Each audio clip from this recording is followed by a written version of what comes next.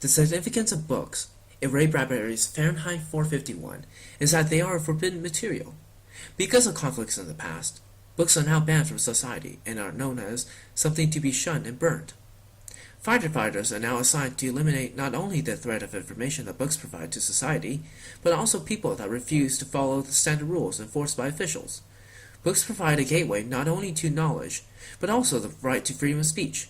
They are the last part of humanity before it changed, and provide a sense of reason and understanding. Books are the representation of human rights in Bradbury's novel. This also applies to society today. Bradbury is trying to convey in an extreme example presented in his book what society would become if relentless ignorance continued unchecked. An example could be found in Daniel J. Solov's Nothing to Hide, the false trade-off between privacy and security. In his book, Solov argues that most people have a nothing to hide argument because they are not worried, don't acknowledge, or don't care about the problem. He points out that many people with this argument should be discredited because they not only refute the existence of the problem, but also don't generalize it. This example could be seen in the Fahrenheit 451 book, where Mildred, Montague's wife, denies the existence of the problem in society by distracting herself with her family, whom she considers people that tell her things. Because her husband, Montague, was late, she could only spend her time with her family.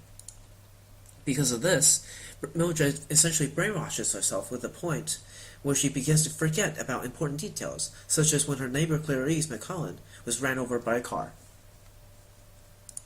Another example could be seen in The Life of Mind and Life of Meaning by Rodney A. Zamolo. Zamolo points out censorship has not only happened in the book, but also in history, where ironically, editors at Bell Books repeatedly cut little pieces out, fearful of contaminating the young. He explains that people, when confronted by speech we loathe, our natural impulse, individually, socially, and ultimately, is to repress it.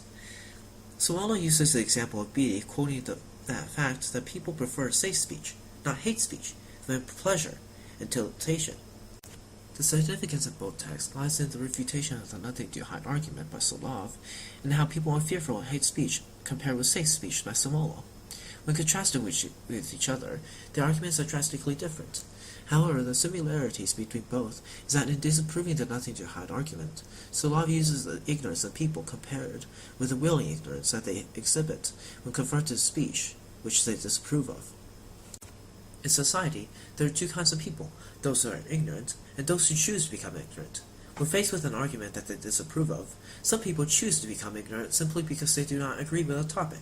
Those who are ignorant simply choose to refute the existence of a problem. Created using Powtoon.